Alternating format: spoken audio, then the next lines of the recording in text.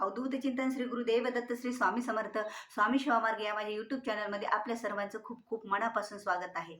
आज आहेत एकादशी आणि एकादशी विशेष आपल्याला श्री विष्णूंच्या सानिध्यात, श्री विष्णूंचं नामस्मरणात आणि श्री विष्णूंचं, श्रीकृष्णांचा पूजा, विधी, जप, व्रत जे काही आपल्याच्यानं होईल तेवढं आपल्याला दिवसभरातून करायचं आहे रात्री 12 वाजेपर्यंत. आणि एकादशीच्या दिवशी केलेलं जागरण हे तर आपल्याला कितीतरी कोट्यावधीचं आपलं पुण्य वाढवणारं असतं आणि आपलं पाप नष्ट करणारं असतं.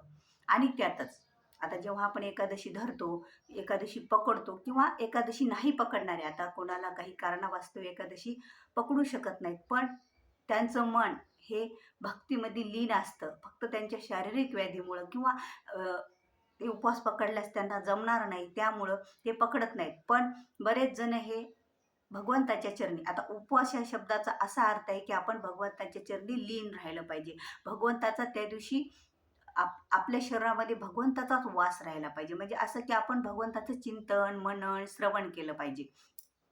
तर मग आता दिवसभर आपल्याला काय करायचं आहे?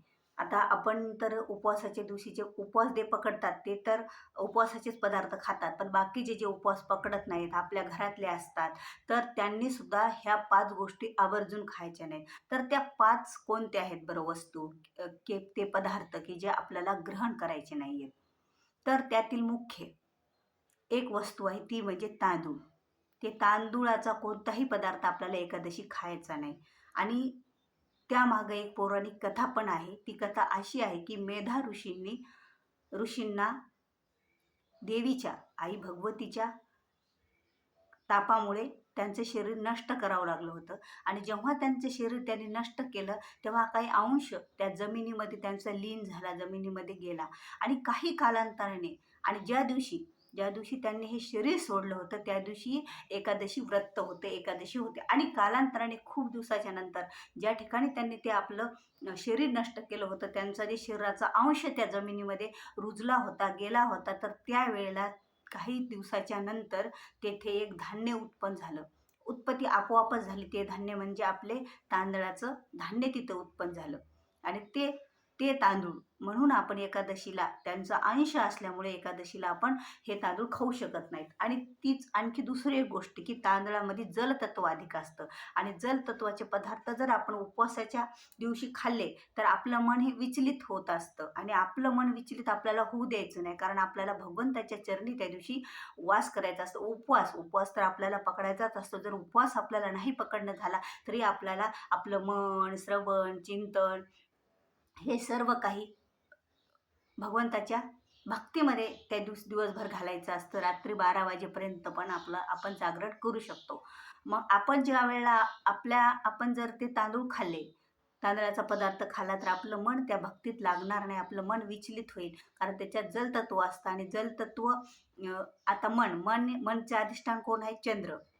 आणि चंद्राला शीतलता असते, आणि हे आहे जलतत्व. त्याच्यामुळं आपल्याला जमणार नाही तांदूळ खायला. ही दुसरी एक कारण आहे. आणि तिसरं, आता दुसरी वस्तू कोणती खायची नाही आपल्याला? तर वांग खायचं नाही. वांग हे आपल्याला बऱ्याच गुरुचरित्र पारायण करताना वांग चालत नाही. एकादशी, बार्शी आणि द्वादशी या 3 दिवस पण आपण वांग खाऊ शकत नाही. 3 दिवस आपण मुळा खाऊ शकत नाही. आणि बार्शीच्या दिवशी आपण तांदूळाचं श्रवण करून उपास सोडू शकतो, पण आपल्याला या दिवशी तांदळाचं हे खायचं नाही. आणि याच्यानंतर आपल्याला बऱ्याच गोष्टी अशा आहेत की त्या टाळायच्यात. म्हणजे एक म्हणजे तांदूळ, दुसरं वांग, तिसरं आपल्याला लसूण आणि कांदा पण खायचा नाही.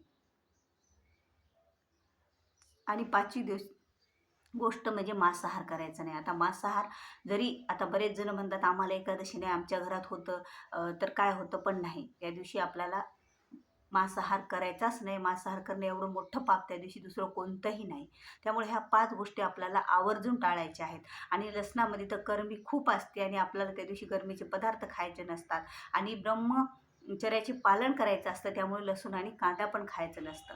अशा प्रकारे या 5 गोष्टीचं सेवन हे आपल्यासाठी हानिकारक असतं, म्हणून आपल्याला ते सेवन करायचं नाही. आणि एकादशी आपण का बरं पकडतो? की आपल्याला भगवंताच्या चरणी जास्तीत जास्त सेवा घडल्या पाहिजे. जास्तीत जास्त आपलं मन हे भगवंताच्या चरणी लागलं पाहिजे. भगवंताच्या चरणाची सेवा करण्याचं आपल्याला पुण्य प्राप्त झालं पाहिजे. या देहाला, या जन्मात आपल्याला कमवायचं काय असते? आपल्याला सोबत घेऊन घ्यायचं एक आपलं पुण्यच असतं. बाकी जेवढं कमवलं तेवढं इथंच सोडून जायचं असतं. आणि ही एकादशी आपल्या पुण्याचा संचय करून आपल्या पापांचा नाश करणारी असते. आणि जेव्हा आपल्याला पुण्य आपल्या